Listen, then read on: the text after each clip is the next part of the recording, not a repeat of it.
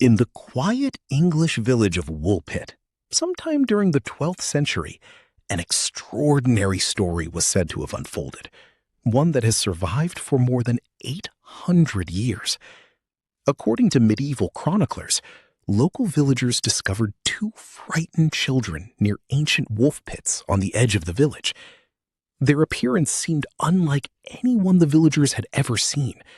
Their skin was described as green, they wore unfamiliar clothing, and they spoke a language that nobody could understand. Whether this was an unusual historical event or a legend shaped by generations of storytelling remains uncertain.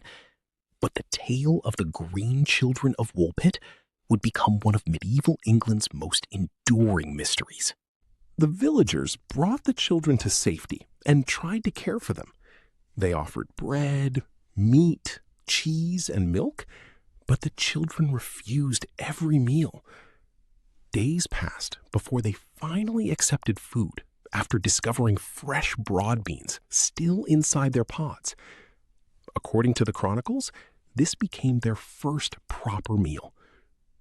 Over time, the children slowly learned to communicate with the people around them. Sadly, the young boy reportedly became ill and died, while his sister survived and gradually adapted to life in the village. As she learned English, she began telling an extraordinary story about where they had come from. The girl claimed that she and her brother came from a place called the Land of St. Martin. She described a peaceful country where daylight was always dim, as though the sun never fully shone.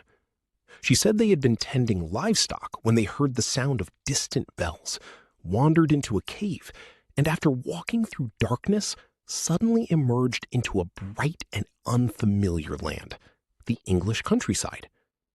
Medieval writers carefully recorded this account, but no evidence has ever confirmed that such a place truly existed. Today, historians generally treat this description as part of a medieval legend, rather than verified history. Over the centuries, scholars have proposed several possible explanations. One theory suggests the children may have been Flemish orphans who became separated from their community and spoke a language unfamiliar to English villagers. Another proposes that illness or severe malnutrition may have affected the appearance of their skin. Others believe the story gradually changed as it was retold over generations.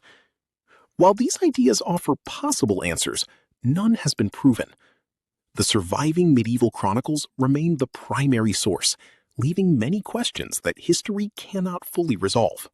Although historians continue to debate the details, the Green Children's story remains important because it reveals how medieval people understood the unknown.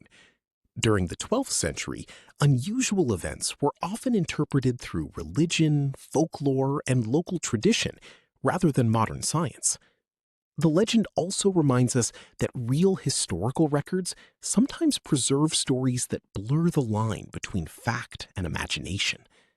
Whether inspired by misunderstood travelers, forgotten history, or symbolic storytelling, the Green Children have become a lasting part of England's cultural heritage. More than 8 centuries later, visitors still travel to Woolpit to learn about the mystery recorded by medieval chroniclers. Archaeologists, historians, and linguists continue examining the original manuscripts, searching for clues that might explain the legend. Yet no single theory answers every question. Perhaps that is why the Green Children of Woolpit continue to fascinate people around the world. They remind us that history is not only a record of what we know, it is also a collection of mysteries that encourage us to question, investigate, and keep exploring the past with curiosity and an open mind.